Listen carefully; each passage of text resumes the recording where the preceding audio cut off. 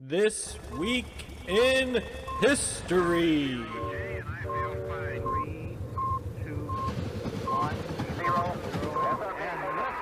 Discovery, go at throttle up. All right, Johnny. So first up on this week of history, which is our 22nd week in doing this. So man, we have almost gotten 6 months. We're getting there. Almost half a year. Yeah, We're getting there. I've got Bonnie and Clyde would be assassinated by law enforcement on May 23rd, 1934. Okay, assassinated. I'm Isn't that using- for like? Johnny? I'm using the term assassinated. You at home might use the term shot to death, brought to justice. I don't know. Let me Murdered. explain to you what happened, and then you can judge. Okay, I just assassination. I usually like it's. I guess they were famous. They're famous now, but like I reserve it for like members of like parliament and kings and queens and things like that. Yeah. Not a couple of two-bit criminals, eh? Well, yeah.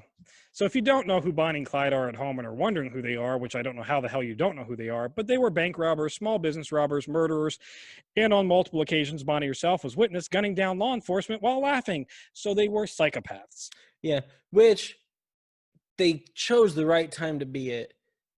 Because as I've always said, it would be so easy to be a criminal in the past. And they prove. I think they are the shining example of how easy it was. Because they did this for years. Yeah, they broke out of a forever. prison, Johnny. Yeah. And I don't mean like I tunneled out of the prison, he. No, I mean they rode up in a car and machine gunned the guards and drove off. Yeah. So that's who they were. They will be killed on a rural road in Bineville Parish, Louisiana, or Beanville. I don't know how to say Louisiana words, so whatever. I think you just got right, and everybody will know exactly what you're talking about. Yep. Bineville Parish. In very questionable ways, which would not be approved by law enforcement today, or at least not be approved to use against white people. I was going to say, can we talk about the victims before we decide whether or not it would be approved? At least not white people. But you covered it. I just did. Yep. They were being hunted by Texas Rangers Hammer and Gaunt, who had tracked them to Louisiana, and they had learned that they were predictable, that Bonnie and Clyde basically did a circle. They never really deviated from that circle between. I mean, when you do it for so long, you're gonna have patterns, you're gonna have a system, and it's gonna become pretty, checklist. Yep. So they figured out the pattern. So they formed a posse consisting of Texas Rangers Hammer, Hinton, Alcorn, and Gaunt, with 2 Louisiana officers, Henderson Jordan and Prentice Oakley, which of course we have to have them because we're in Louisiana and we have to make this legit with a couple of Louisiana officers because otherwise that gives them the jurisdiction. So legit. Yeah, it gives them the jurisdiction, which, okay. They still don't have jurisdiction. They still don't have jurisdiction. Like the Texas Rangers had no jurisdiction to operate in Louisiana. No one cares about legit back then, though. They sure didn't, Johnny. Like literally, nobody cared if police did things by the right way. It was bad guy, make gone. Don't care how. And that's what they did. They set up an ambush off of State Highway 154 where they laid in wait from 9 p.m. on May 22nd. Get old-fashioned stakeout, see? Stakeout, yeah, saying. And by laid in wait, I mean they were in the wood line on the road. Like they were out of sight in the woods. Bonnie and Clyde were supposed to be visiting Methvin, which is one of their gang members. Wait, Methvin? Yeah, Methvin, Methvin. So like literally a den for meth. Probably. That's probably what it is now. And they decided to use Methvin's father as bait. They had him set up on the side of the road as if his truck had a flat tire, with him waiting out next to the truck, knowing that if Bonnie and Clyde passed by, the southern gentleman and lady in them would stop and offer aid. Yeah, you see somebody in need, you help them. What are you gonna do? And then if they look like they have a lot of money, you rob them. You do rob them. The official report, so this isn't speculation, this is the official report, after action report, said that when Clyde, at 9 a.m. on May 23rd, about 9 a.m., the posse was about ready to call it quits when they heard Bonnie and Clyde's V8 from their stolen Ford driving up. It's like, oh, look, they're coming. We've got them. Yeah. Get back in the bushes, hide. When Clyde stopped to offer aid to Methvin's father, all hell fucking breaks loose. Yeah. There is no, and this is important, there is no stop, put your hands up, we're the police, surrender, or we're going to shoot. It was the minute that car stopped, gunfire opened up. I mean, to be fair, I feel like the police had probably at some point tried to stop, put your hands up. And they got gunned down then before? Got shot and killed and murdered. And in their car, in the aftermath, there was an ass ton of guns and ammunition that were found. So it's not like they were unarmed. Right. But they were unarmed while they were driving. So I mean, they were not currently holding the weapons. Yes, exactly. And by gun down, I mean the posse had a BAR rifle, a Thompson submachine guns, shotguns, Winchester repeating rifles, and multiple pistols. Okay. So it sounds like they're ready to go to school. They're ready to go to school. They have a total of 130 rounds that were fired into the vehicle. It is believed that Oakley, one of the Louisiana officers, fired first, and the first shot Clyde right in the head, so he was dead right off the bat. Probably did it. But that's not good enough. You cannot be too sure. We're going to go ahead and unload all of our guns and then maybe reload and do it again. You know what? Just to be safe. It's best to be better safe than sorry. The official coroner's report said that Clyde wound up with 17 separate wounds, all of which would have been fatal on their own. So Bonnie wound up with 26 wounds in her body, again, all of which would have been fatal on their own. What was the cause of death? I think it might have been lead poisoning. Asphyxiation? Death of lead poisoning. The bodies were said to be difficult to embalm because of all the gunshot wounds. Yeah, I'd imagine. And to add insult to injury, injecting it and it just spraying out of all of them at once. Yeah, like a cartoon. They're all of a sudden like a sprinkler attachment. You hook them up to the hose. It was awful. To add insult to injury, the car that they were in was told all across all the small towns between Louisiana and Texas, where large crowds gathered to look at all the bullet holes, blood spattering, and everything, because we didn't cover this up. We didn't do nothing to hide it. This was a parade, mission accomplished banner. The only thing that surprises me about that is that they didn't also tie the bodies of Bonnie and Clyde to the back of the car while they paraded it through. I'm not entirely sure. I want to say the bodies were in the car, but don't quote me on that. I'd believe it. That might have just been like media, like that might have just been like movie propaganda. Right, but I do want to, I couldn't confirm it, but I do want to say the bodies were actually just in the car. I mean, that makes it less surprising, actually. Because I feel like back then they were real big on just dragging bodies. Yeah. If you want to go and see the car, it is still on display at the Whiskey Pete's Casino in Prime, Nevada. So way to preserve our history. And all the blood stains that go with it and all the bullet holes. This is a pretty major part of American history. Where are we going to store it? Oh, send it to Whiskey Pete's Casino. You'll love it. I hate this country. It's so stupid. By the way, the posse was supposed to be able to equally split the reward for Bonnie and Clyde between the six of them, which it was equally split. Unfortunately, most of the companies and banks that pledge rewards reneged on it.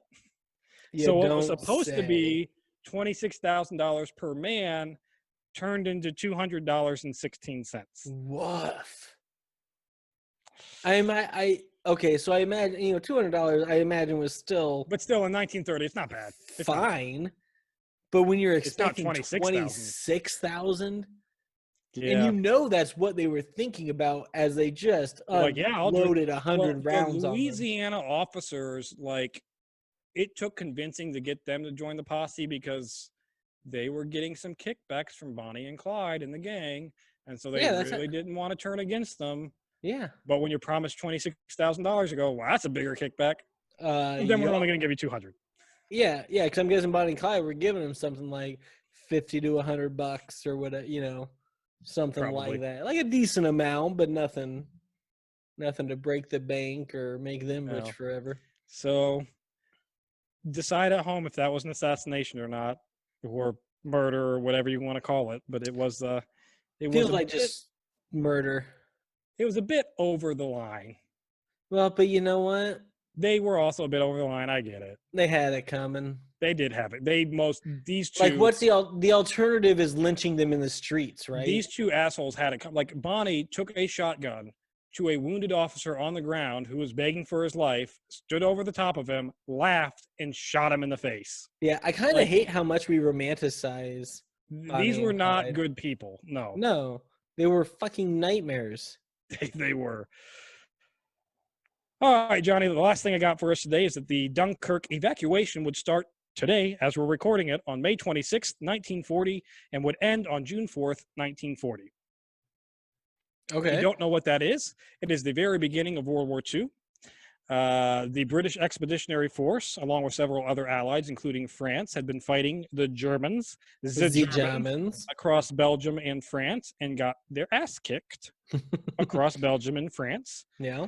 And it wound up that 400,000 BEF, or British Expeditionary Force soldiers, were left at Dunkirk, surrounded by Germans with the ocean to their back, or the canal to their back.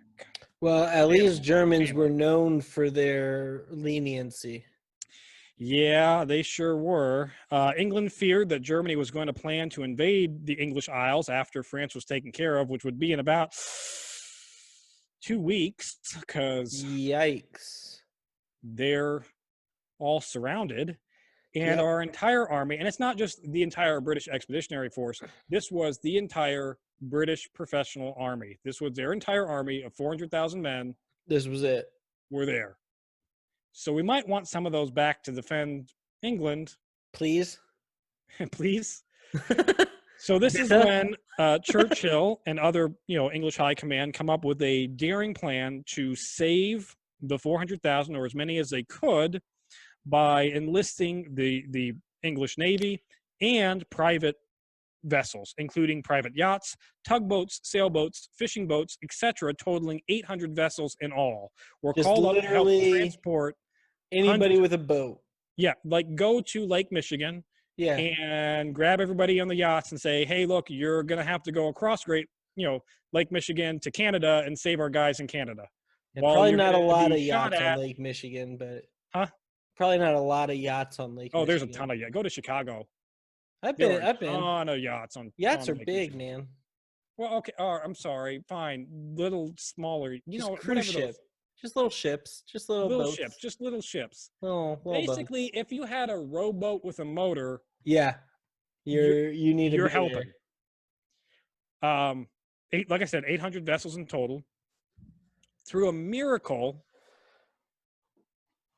or stupidity, Hitler ordered that the assault stop with the tank divisions, and let the Luftwaffe take care of Dunkirk itself. So we'll just blow Dunkirk into oblivion with the Luftwaffe, and we'll stop the retreat through the Luftwaffe. Yeah, I always thought that just sounded like a breakfast treat. The Luftwaffe? Yeah. Yeah.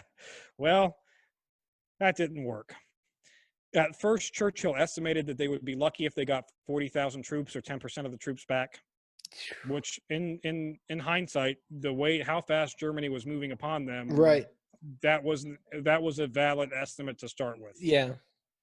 After the first day, they only secured 7,669 people. Oh my God. So not very many at all. There was mass panic and confusion. Now, the movie Dunkirk, I applaud them for trying not to use CGI and using actual, reenactors and using actual vehicles. But the problem with that movie is, A, it's boring as hell because nothing happens, because it doesn't capture 400,000 men 100 guys on a beach does not capture 400,000 men panicking on a beach trying to get aboard whatever boat there are. And by the way, these 800 vessels were represented by like one destroyer.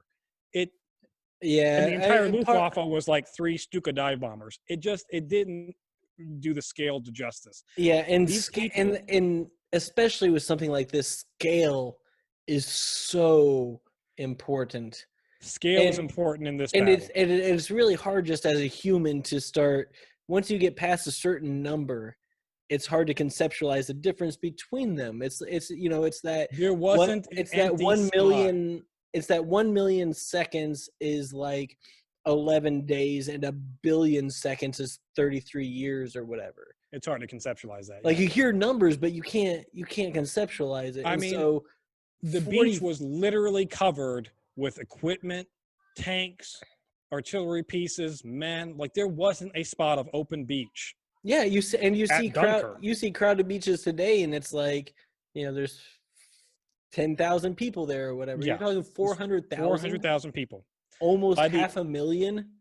But by the end of the operation, through some kind of miracle or luck or bravery or whatever, Probably a including lot of everything. some soldiers that were panicked and just tried to swim the channel, Yeah. 338,226 men were rescued. Holy So shit. damn near the entire army. That's insane. Casualties during this operation were 61,774 BEF were killed, 3,500 which were done during the retreat process. Yeah. So these were guys that were killed in the boats or whatever. Right. The British lost 1,000, or there was 1,000 civilians between the boat carriers and then the people in Dunkirk themselves. Yeah. The British lost 2,472 field guns, 6 destroyers, 23 damaged destroyers, 89 transport ships destroyed, 177 aircraft destroyed, and 63,879 vehicles, including every single tank, jeep, and truck that they brought with them. They Jesus left Christ. every bit of equipment. Most of the guns, like the personal equipment, were left behind to make space on the boats. That's just They wild. literally got the people out, and that was about all they were able to get. Wow. So Eddie Izzard has a really good bit about World War II and Britain and everything, and about the Americans coming in, coming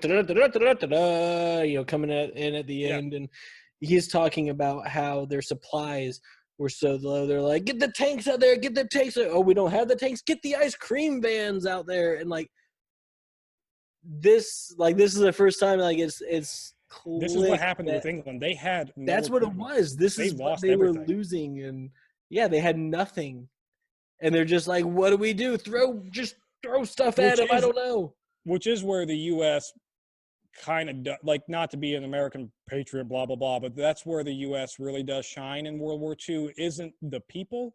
It's the equipment that we replaced. Right? Yeah. We're able to manufacture tons of tanks to the English. We gave tons of weapons to the English. We gave tons of trucks to the English. We gave tons of planes to the English. Yeah.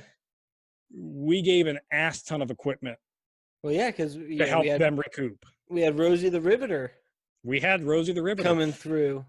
On the German side, they lost 20,000 killed or wounded, 100 tanks, which who cares? We just got 63,000 other pieces of equipment, and 156 aircraft that were also lost. But like I said, they got all that British equipment, so that's astounding. And all the French equipment, so meh. And that's This Week in History.